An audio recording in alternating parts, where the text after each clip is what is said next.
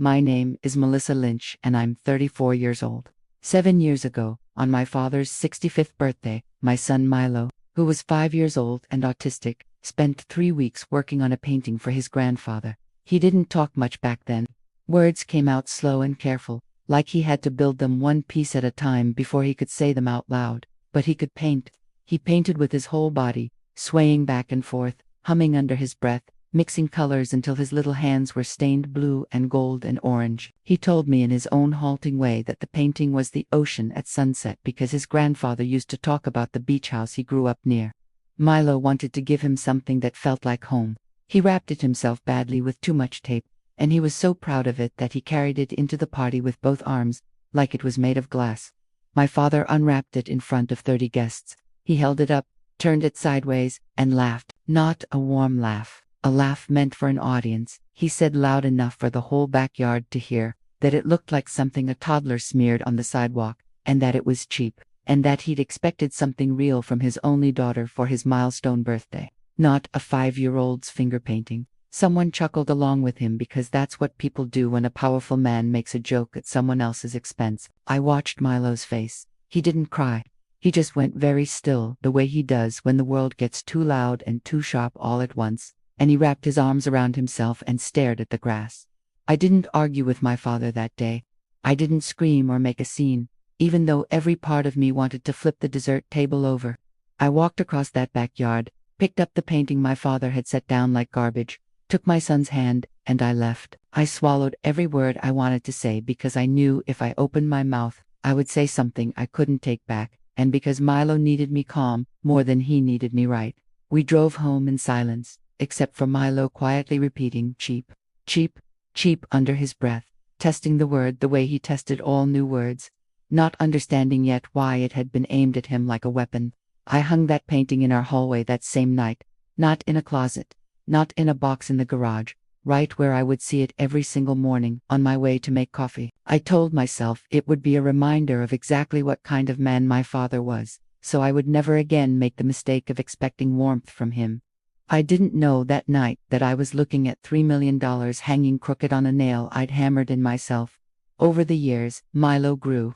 Therapy helped him find his voice slowly, piece by piece, the same way he built his colors.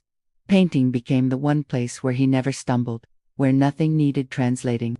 Teachers started noticing. A woman from a community arts program saw photos of his later work and asked if she could include one piece in a small local show. I said yes without thinking much of it. I never once considered showing that first painting, the birthday one, because to me it was an art, it was evidence. It was the moment I learned exactly how little my father thought of my son. My father, in the meantime, barely reached out. A birthday card here, a stiff phone call at Christmas, always with some comment tucked inside about how Milo was doing considering everything, which was his polite way of reminding me he still saw my son as less than. I stopped expecting anything else from him.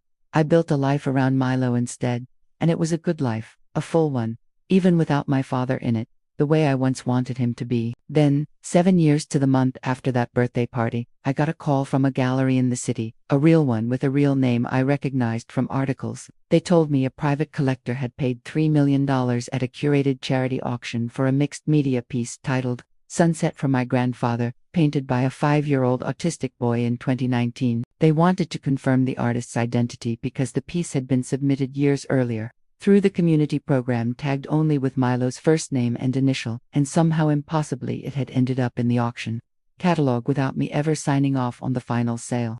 I hadn't even hung up the phone when my father called. He didn't ask how Milo was. He didn't ask how I was. He said in a voice shaking with something that wasn't shame that the money was his, because it was his birthday gift, because his name was on the original card, because he was the one who'd kept the painting all these years in a storage unit after supposedly saving it from being thrown away by movers. He said it like a man rehearsing a lie he'd already decided to believe. I stood in my kitchen, phone pressed to my ear, and I felt something in me go cold and very, very clear. I told my father to say that again, slower, because I wanted to make sure I understood him correctly. He repeated it. He said the painting had technically been his property since the moment Milo handed it to him at his own birthday party, that a gift legally belongs to the person it was given to, and that whatever happened to it after that, including ending up worth $3 million, was his business and his alone. I asked him one simple question. I asked him where exactly he had stored this painting for 7 years, the one he had called cheap in front of 30 people and sat down on a folding table like it was trash. He went quiet for a moment too long before he said storage, like the word itself would end the conversation. Here is what my father didn't know. The painting hanging in my hallway for 7 years, the one I dusted every week, the one Milo used to stand in front of some mornings just to look at his own colors, was the original. The one he claimed to have lovingly preserved in some storage unit did not exist. He had never kept anything. He had walked away from that party and forgotten the painting existed within the same week.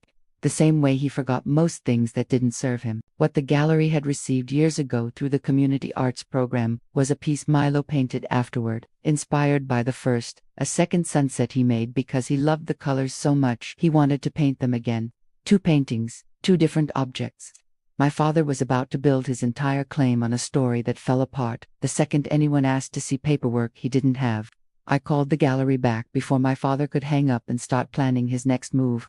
I explained everything calmly. The timeline, the original piece still hanging in my home. The second piece Milo made months later, purely for himself. The fact that I had never signed a release for either to be sold, and that whoever handled the intake at the community program years ago had made an error that needed to be corrected immediately, and publicly before any funds changed hands. The gallery director, a sharp, careful woman named Odilise Ferrer, told me the sale hadn't fully closed yet, that funds were held in escrow pending final artist verification because of Milo's age at the time of creation, and that this was exactly the kind of gap they needed filled before releasing a single dollar to anyone.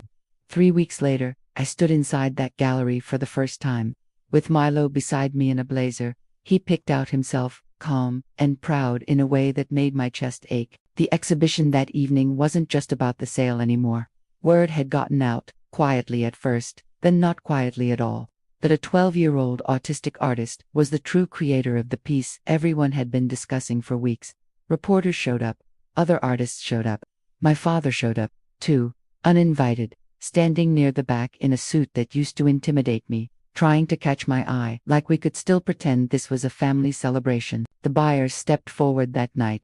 He was an older man named Desmond Okafar, a collector who had specifically outbid to other parties because, as he told the room, the painting had a rawness he hadn't felt from anyone in 20 years of collecting. An honesty he said most professional artists spend their whole careers trying to fake. When Odilise explained in front of everyone that the true painter was a child in the room, and that the child had been called cheap by a family member the night he made his very first version of this same sunset, the entire exhibition went completely silent. Not awkward silent. The kind of silence that happens when a room full of people suddenly understands they are standing next to something bigger than money. My father tried to speak up once, tried to say something about how proud he'd always been, and Desmond simply looked at him and asked quite plainly if he was the man from the story. Nobody answered for him. Nobody needed to. My father left before the applause even started, and he has not called me since, and for the first time in my life, I didn't feel a single ounce of guilt watching him go. Milo stood in the middle of that gallery with his painting on the wall behind him. $3 million, now legally and rightfully his, held in trust for his future. And he looked at me with the kind of quiet, steady pride that no amount of cruelty 7 years ago had managed to take from him. I kept that first painting. I kept it when it meant nothing to anyone but us.